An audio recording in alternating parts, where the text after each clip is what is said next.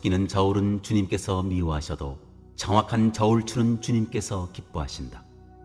교만한 사람에게는 수치가 따르지만 겸손한 사람에게는 지혜가 따른다. 정직한 사람은 성실하게 살아 바른 길로 가지만 사기꾼은 속임수를 쓰다가 제꾀에 빠져 멸망한다. 재물은 진노의 날에 쓸모가 없지만 의리는 죽을 사람도 건져낸다. 흠없는 사람은 그의 옳은 행실로 그가 사는 길을 걷게 하지만 악한 사람은 자신의 악 때문에 쓰러진다.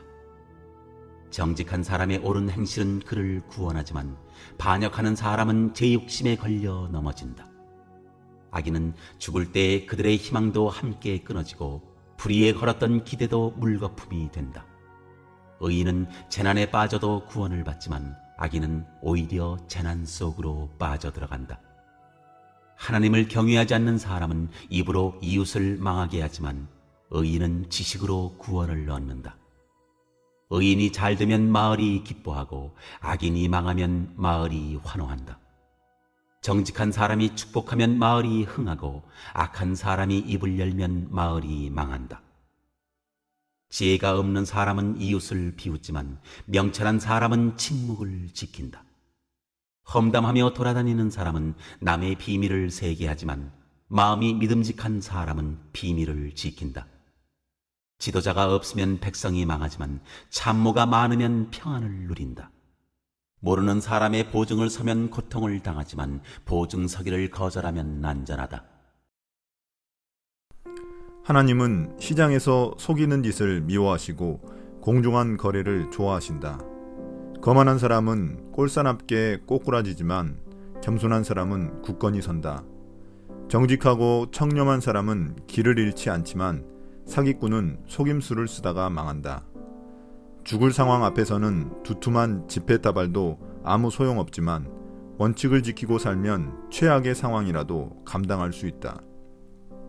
바르게 살면 앞길이 평탄하지만 악하게 살면 인생이 고단하다. 훌륭한 인격은 최고의 보험이지만 사기꾼은 자기의 악한 탐욕에 걸려 넘어진다. 악인이 죽으면 그것으로 끝이다. 희망도 사라지고 더 이상 아무것도 없다. 착한 사람은 큰 어려움에서 건짐을 받지만 나쁜 사람은 그리로 곧장 달려간다. 하나님을 저버린 사람은 함부로 혀를 놀려 이웃을 해치지만 하나님을 경외하는 사람은 상식을 발휘해 자신을 보호한다. 착한 사람이 잘되면 온 마을이 환호하고 나쁜 사람이 잘못되면 온 마을이 축하한다. 바르게 사는 사람이 축복하는 도시는 번성하지만 악담은 그곳을 금세 유령 도시로 만든다. 냉혹한 사람은 비열한 비방을 일삼지만 분별력 있는 사람은 신중하게 입을 다문다. 험담하며 돌아다니는 사람에게는 비밀을 털어놓을 수 없지만 진실한 사람은 비밀을 누설하지 않는다. 제대로 이끌어주지 않으면 사람들이 길을 잃지만 지혜로운 충고를 따를수록 성공할 확률은 높아진다. 모르는 사람들과 거래하면 속기 마련이지만 냉철함을 잃지 않으면 경솔한 거래를 피한다.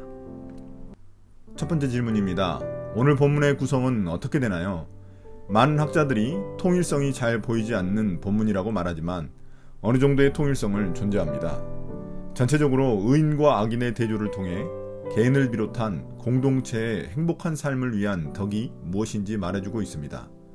주로 경제적인 측면에서 지혜가 바로 정직하게 사는 것이며 그것이 입으로 드러나는 것을 강조하고 있습니다.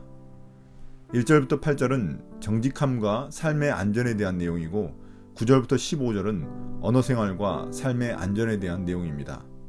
1절부터 8절은 정직함과 삶의 안전의 문제를 다루는데 정직한 추의 중요성으로 시작하여 정직한 사람과 사기꾼을 강하게 대비시키고 있습니다. 이 단락의 마지막 8절은 의인의 구원과 악인의 파멸로 끝납니다. 9절부터 15절은 공동체 차원에서 말의 영향력을 다루고 있습니다. 두 번째 질문입니다. 경제생활에서의 지혜는 무엇인가요? 1절은 경제생활에서의 정직과 거짓의 문제를 다루고 있습니다. 저울추는 공동체가 수립한 기준이며 상호 신뢰를 유지하는 척도에 해당합니다. 공정한 거래는 공정한 저울추에 의해 입증됩니다. 경제적으로 누군가를 속이지 않고 정직하게 행하는 것은 주님이 기뻐하시는 일입니다. 경제생활은 신앙생활과 분리되지 않으며 우리가 어떤 저울추를 사용하느냐의 문제는 우리를 향한 주님의 태도를 결정합니다. 이제 2절에서 정직한 자는 겸손한 자와 연결되고 속이는 자는 교만한 자와 연결됩니다. 솔직하고 정확하게 행하는 자는 겸손하며 지혜로운 자이고 포장하고 과장하여 남을 속이는 자는 교만한 자로서 결국 수치를 겪게 될 것입니다. 세 번째 질문입니다. 정직함과 삶의 안전의 관계는 무엇인가요? 겉으로 보기에는 정직한 자와 속이는 자의 구별이 쉽지 않지만 그들의 내면 생활은 분명하게 구별됩니다. 이 단락에서 정직한 자는 성실, 바른 길, 의리, 흠없는 사람, 옳은 행실, 구원과 연결됩니다. 반면 사기꾼은 속임수, 재꾀의 멸망, 진노의 날, 반역하는 사람, 불의, 재난과 연결됩니다. 이런 단어들을 통해 두 부류의 사람이 강하게 대조되고 있음을 알 수 있습니다. 결론적으로 정직함은 의인의 삶의 방식이고 속임수는 악인의 삶의 방식임을 다양한 언어를 통해 묘사하고 있습니다. 네 번째 질문입니다. 정직함과 구원의 관계는 무엇인가요? 4절의 재물과 관련해서도 속이는 자는 정당하지 않는 방법으로 모았기에 하나님의 진노를 초래하여 그날의 재물이 아무 쓸모가 없어집니다. 반면 의리, 즉 의인은 하나님의 심판의 날에도 주님이 건져주십니다. 5절의 흠없는 사람은 그의 옳은 행실이 마치 곧은 길을 가는 것과 같지만 악인은 처음에는 성공하는 것처럼 보이지만 결국 자신의 악이 그의 길에 장애물이 되어 거기에 걸려 넘어지고 맙니다. 의인과 악인의 삶의 태도가 바로 자신들이 가는 길을 결정합니다. 6절에 반역하는 자는 곧 3절의 사기꾼을 말하는데 그는 자기 욕심에 사로잡혀 결국 자기 길에서 넘어지고 마는 신세가 되고 맙니다. 반면 정직한 자의 옳은 행실은 5절의 곧은 길과 연결되어 구원으로 나아가게 합니다. 7절에서 악인의 비참함은 그가 죽을 때 드러납니다. 그는 재물을 통해 얻으려 한 모든 삶의 희망과 기대가 헛것임을 깨닫게 됩니다. 마지막 8절은 인생의 시련인 재난이 왔을 때 의인은 오히려 구원의 기회가 되지만 악인은 오히려 심판의 기회가 되어버립니다. 모든 구절들이 결국 삶에서 특히 경제적인 면에서 정직함을 추구하는 자는 결국 구원의 길을 얻지만 불의한 이득을 얻기 위한 속임수는 멸망으로 가는 길임을 우리에게 보여줍니다. 다섯 번째 질문입니다. 정직함과 공동체의 관계는 무엇인가요? 9절에서 하나님을 경외하지 않는 자의 입은 남을 속이기 때문에 이웃에게 큰 피해를 줍니다. 반면 의인, 즉 하나님을 경외하는 자는 그러한 악인의 속임수를 피할 수 있습니다. 왜냐하면 그는 지식, 즉 지혜를 가지고 있기 때문입니다. 10절에서 의인은 자신이 잘되면 이웃에게 복이 되기 때문에 마을 사람들이 기뻐합니다. 반면 악인은 이웃에게 피해를 주기 때문에 그가 망하면 마을 사람들이 오히려 환호성을 지릅니다. 11절도 앞의 내용과 유사한데 이 정직한 자가 하는 축복의 말과 같은 선한 영향력은 마을, 곧 공동체를 흥하게 하지만 악인의 속이는 말은 결국 공동체를 병들게 하여 망하게 만듭니다. 계속해서 정직한 자의 말이 공동체를 회복시키고 흥하게 만드는 사실을 강조하고 있습니다. 12절 13절에서 의인의 행동이 구체적으로 묘사됩니다. 악인은 이웃의 잘못을 비웃고 험담하며 돌아다닙니다. 반면 의인은 마음이 믿음직한 사람으로서 이웃의 잘못을 덮어주고 침묵을 지키며 비밀을 지켜줍니다.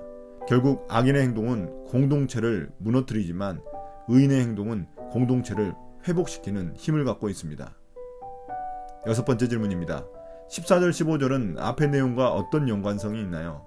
14절 15절은 갑자기 지도자와 참모, 보증 이야기가 나와 앞의 내용과 어울리지 않는다고 느낄 수 있습니다.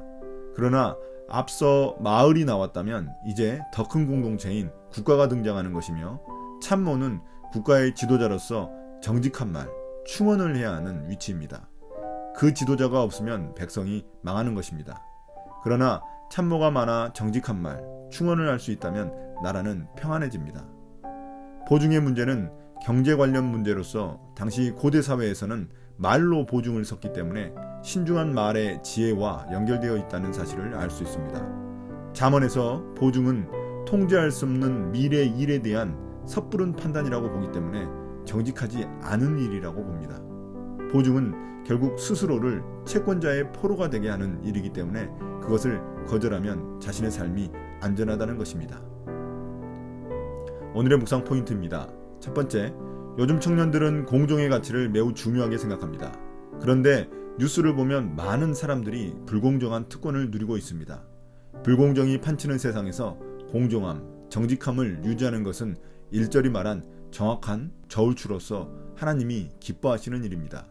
정직하고 공정한 사람이 인정받고 흥할 수 있는 사회가 하나님이 기뻐하시는 하나님 나라입니다. 두 번째, 정직한 입은 신중한 입으로서 내 이웃의 허물을 함부로 말하지 않고 오히려 덮어주고 침묵을 유지하는 것입니다. 그렇지만 옳고 그름의 일에 대해서는 분명하게 말할 수 있는 용기가 바로 정직한 입입니다. 과연 나는 어떤 입을 가진 사람인가요? 오늘 묵상을 마치겠습니다. 감사합니다.